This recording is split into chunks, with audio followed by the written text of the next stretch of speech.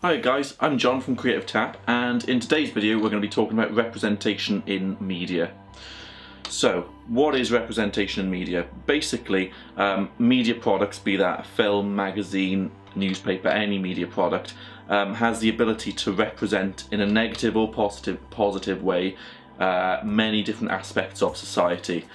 Possibly the most common one that we can all think of is gender. Quite often women are represented quite negatively in media.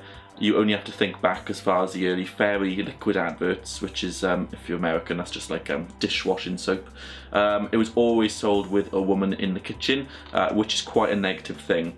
So in order to get an understanding of this, we're going to look at two movie posters. The first one is going to be a movie poster for the film Les Infidèles.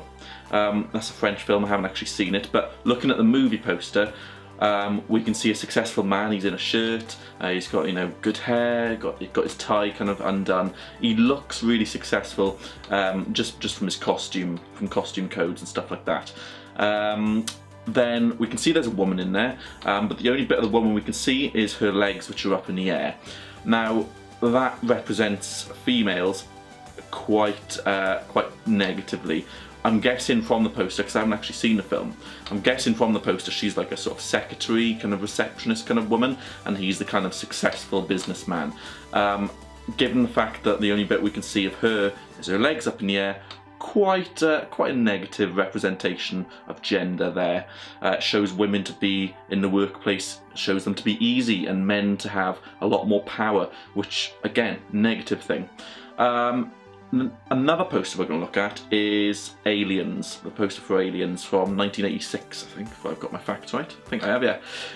Now, up until this point, you can see Sigourney Weaver there on the front, massive power stance, got this gun, sort of sweat, blood, everything. You can see her muscles, everything like that. Up until this point, it would be Stallone or Schwarzenegger who would take that kind of power stance pose. Now, not only have they showed quite a masculine side to Sigourney Weaver's character, but they've also done something really clever, is she's there also protecting a young girl. So she's also got the feminine side to her as well. So it shows that she is, got that mother inside to her, but she's also ready to take anyone on. I mean, I wouldn't want to bump into her in a dark alley with a massive gun like that. So there's a positive and a negative representation of gender.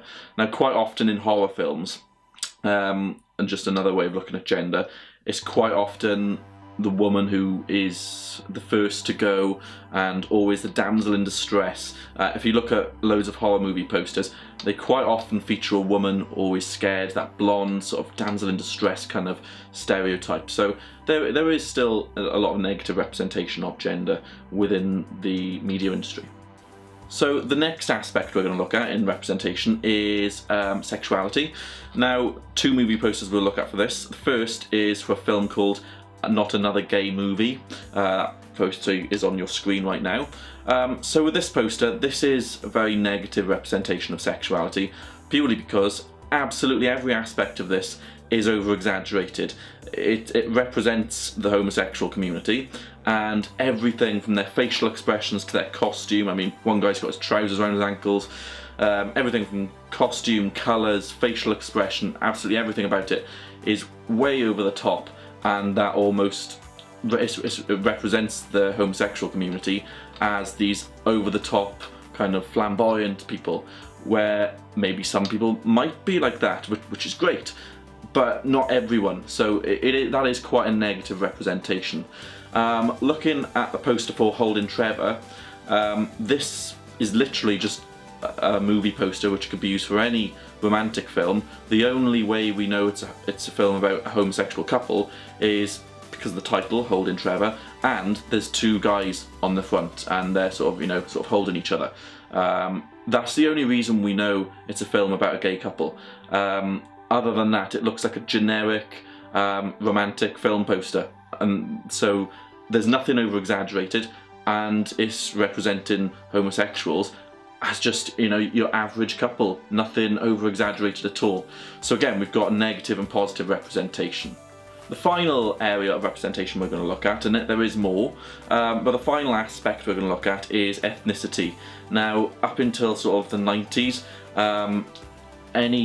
all ethnic minorities were very underrepresented in specifically the Hollywood film industry. Obviously, you've got stuff like Bollywood, which is very, very, you know, probably 95% Indian actors. But the Hollywood industry was very, very underrepresented for ethnic minorities. Like, the only lead actors I can think of from back sort of 80s time would be Eddie Murphy, Samuel L. Jackson, Bruce Lee, Denzel Washington, Morgan Freeman, Jackie Chan, and there weren't that many of them. It's still, I would argue, still quite an underrepresented area, but it is getting better. You've got a lot more kind of actors in the Hollywood industry with more diverse backgrounds, which is great. Again, you would have had stuff like Bollywood and, you know, sort of Chinese sort of Japanese films, but in terms of the Hollywood and the British film industry, it was very underrepresented area.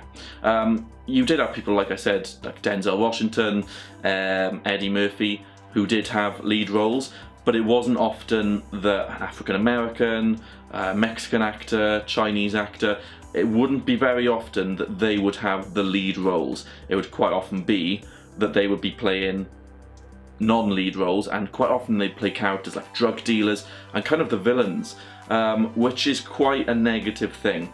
And like I said, that's getting better, but what we've looked at is gender, ethnicity and sexuality as 3 areas for representation. We looked at negative and positive. So if you're ever needing to kind of evaluate or look at representation for any reason with media work or whatever, you now hopefully have the ability to look at these and evaluate whether it's negative or positive and why. So cheers for joining us in this video. Check out our other ones, and I really hope this helped. So cheers.